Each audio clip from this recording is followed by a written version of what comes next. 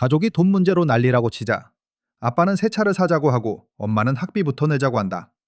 싸움이 하도 커져서 은행이 집카드 한도를 아예 막아버린다. 전기수도 끊기고 넷플릭스도 안 나옴. 냉장고는 텅 빈다. 집 단위에서만 봐도 충분히 지옥이다. 이제 이걸 국가 스케일로 키워보자. 집은 미국, 부모는 민주당과 공화당, 카드 한도는 연방 예산이다. 이게 바로 미국식 정기 이벤트, 정부 셧다운이다. 오늘은 가장 최근판 2025년 10월 1일에 시작된 셧다운 얘기를 해본다. 범진 채널이다. 정보는 여러 출처를 긁어 모은 거라 틀리면 댓글로 걸어두면 된다. 먼저 왜 이런 짓이 벌어지는지부터. 미국 정부 셧다운은 의회가 예산안이나 임시지출 법안을 통과 못 시켰을 때 터진다. 미국 회계연도는 10월 1일 시작, 다음해 9월 30일 끝. 그때까지 새 예산이 없으면 비필수 연방기관은 멈춘다. 연방 공무원 상당수는 무급휴가를 가거나 일은 하지만 당장 월급은 못 받는다. 다만 국방, 치안, 항공 관제 같은 필수 서비스는 돌아간다. 이번에는 왜 막혔냐? 의회가 지출 합의를 끝내 못했다. 민주당은 예산안에 의료보험 확대 조항을 끼워 넣으려 했고, 공화당은 예산 법안에 왜 의료 정책을 섞냐며 결사 반대했다. 얼마를 써야 하는지, 해외에 얼마를 퍼줄지까지 싸웠다. 지금 미국 정치의 극단적 양극화가 새 예산도, 임시 땜질 법안도 다 막아버린 거다. 그래서 기존 예산이 9월 30일 자정에 만료되자 2025년 10월 11일 시각 0시 1분부로 정부는 공식 셧다운에 들어갔다. 약 80만 명의 연방 직원이 즉시 무급휴직, 다른 70만 명은 월급 없이 계속 일해야 했다. 장기 정치 싸움과 사회 전체의 분열이 낳은 결과다. 하지만 정부가 멈춰도 모두가 집에 들어가 낮잠 자는 건 아니다.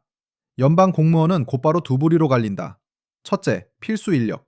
이들은 국민 생명과 국가 자산을 지킨다는 이유로 최우선으로 분류된다. 항공관제사, FBI 요원, 군인, 국경경비, 교도관 같은 사람들이다. 웃긴 건 이들은 계속 출근 의무가 있지만 셧다운이 끝날 때까지 월급은 없다.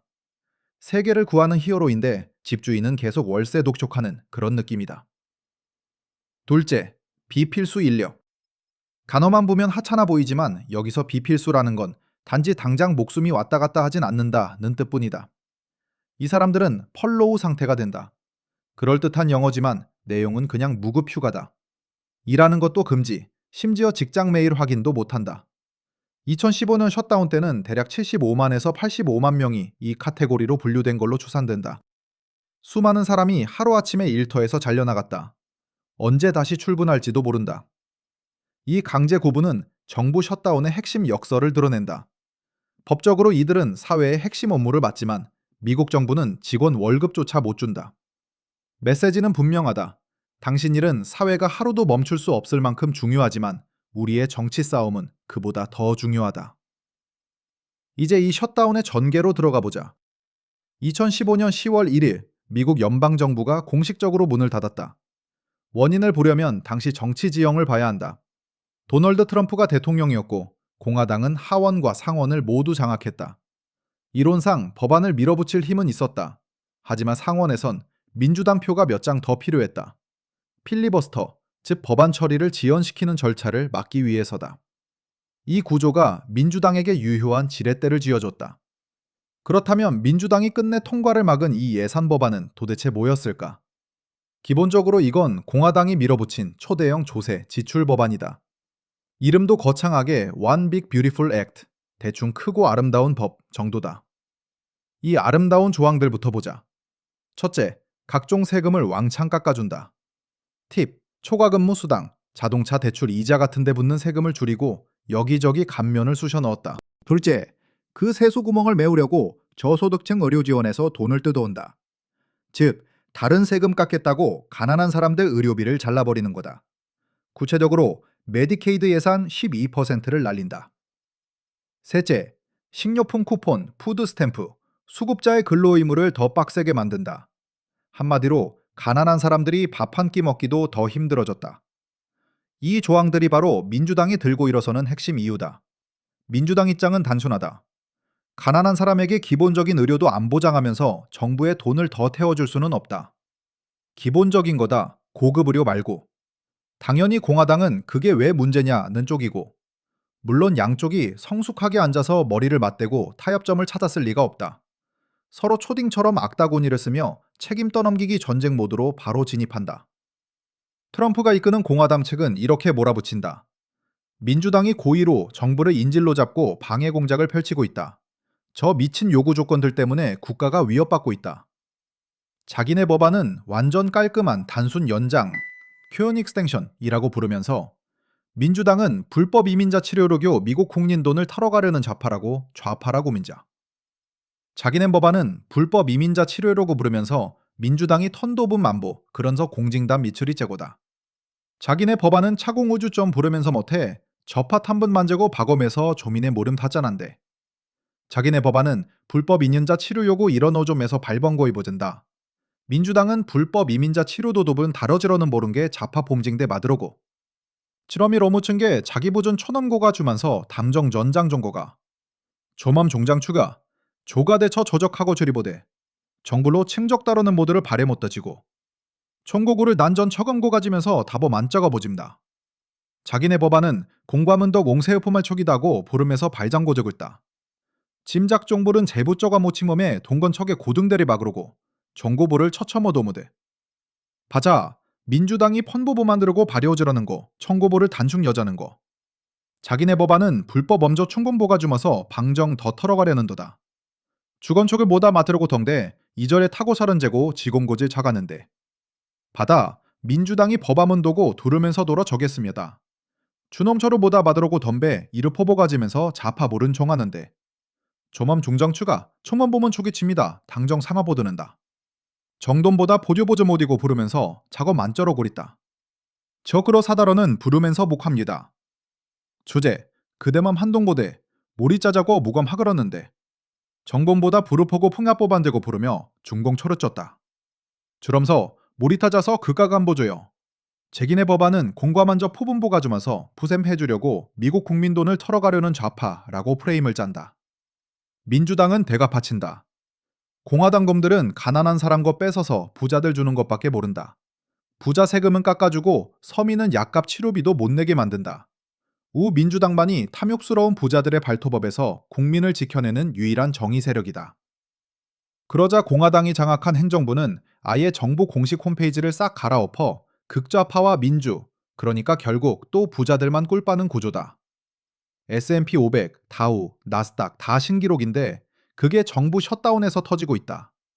겉으로 보면 말도 안 되지만 시장은 이 막장 드라마에 이미 질릴 만큼 익숙하다. 미 연방정부 셧다운은 대부분 정치쇼일 뿐 진짜 경제 위기가 아니다. 정부 지출은 잠깐 늦춰질 뿐 결국 돈은 다시 경제로 돌아온다. 그래서 투자자들은 안 무서워한다. 오히려 빠질 때 좁자 모드가 된다. 셧다운이 고용 같은 경제지표 발표를 늦춰버리면 나쁜 뉴스가 안 나오니 시장은 더 날아가기 쉽다.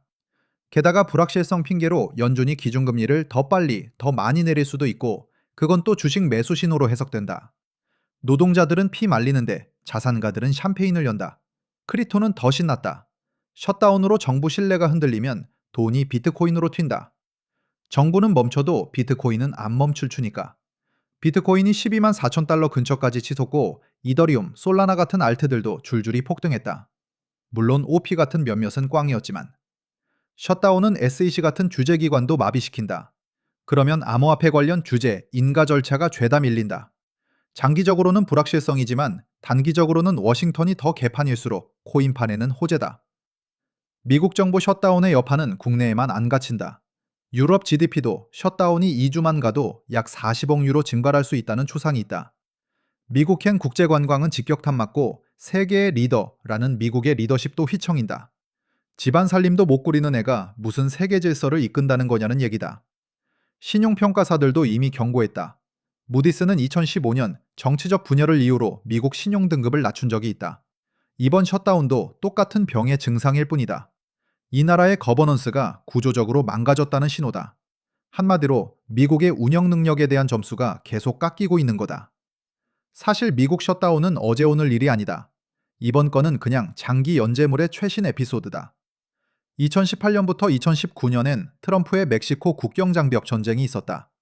트럼프는 장벽 예산 57억 달러를 요구했고 하원을 장악한 민주당은 단칼에 노를 외쳤다. 그 결과 미국 역사상 최장 35일 셧다운이 터졌다. 80만 명의 공무원이 무급휴직, 무급노동을 강요당했고 TSA 직원들이 집단병가를 내면서 공항은 아수라장이 됐다. 국립공원은 쓰레기로 뒤덮였고 이민법원은 재판이 줄줄이 연기됐다. 미 의회 예산국 15는 최소 110억 달러의 경제적 손실을 추산했고 그중 30억 달러는 영영 회복 불가라고 봤다. 결국 트럼프는 백기 들고 임시 예산안에 서명해 정부를 다시 열었지만 장병 예산은 한 푼도 못 챙겼다. 그 전에는 오바마 케어 전쟁이 있었다. 공화당은 오바마 케어를 악마 취급하며 없애야 한다고 밀어붙였다. 티파티 운동이 예산 삭감을 더 부추겼고 결국 16일간 셧다운이 벌어졌다. 85만 명이 강제 휴직을 당했고 국립공원 문 닫고 의학 연구 중단되고 중소기업 대출과 담보 관련 업무도 줄줄이 지연됐다. 경제적 피해는 수십억 달러, 여론은 극도로 악화됐고 결국 양당이 억지로 타협해 정부 문을 다시 열었다. 더 거슬러 올라가면 1995에서 1996년 클린턴 vs 깅그리치 한판 승부가 있다. 민주당 대통령 클린턴과 공화당 하원을 이끌던 뉴트 깅그리치의 정면 충돌이었다. 쟁점은 메디케어, 교육, 환경 예산. 셧다운은 두 번 터졌다. 1995년 11월 5일간 그리고 1995년 12월부터 1996년 1월까지 21일간. 당초 공화당은 국민이 먼저 베끼들 거라 계산했지만 여론은 오히려 공화당을 향해 돌아섰다. 결국 압박에 못 이긴 건 공화당이었고 그 결과 클린턴은 정치적 승리를 챙기며 1996년 재선 발판까지 마련했다. 패턴은 반복된다. 한쪽은 예산을 인질로 잡고 한쪽은 자기 노선을 사수하며 버틴다. 결과는 행정 마비, 경제 손실, 그리고 마지막에는 여론에 밀려 어차피 타협. 결국 몇 달을 떠들썩하게 싸운 끝에 한쪽은 꼭 굴복한다. 쩔어 보이려다 마지막엔 그냥 깨지는 쪽이 생긴다. 말 그대로 제로섬 게임이다. 자, 그럼 이번엔 어떻게 될까? 당신은 어떤 결말을 예상하나? 생각을 댓글로 남겨달라. 여기까지 범징이었다.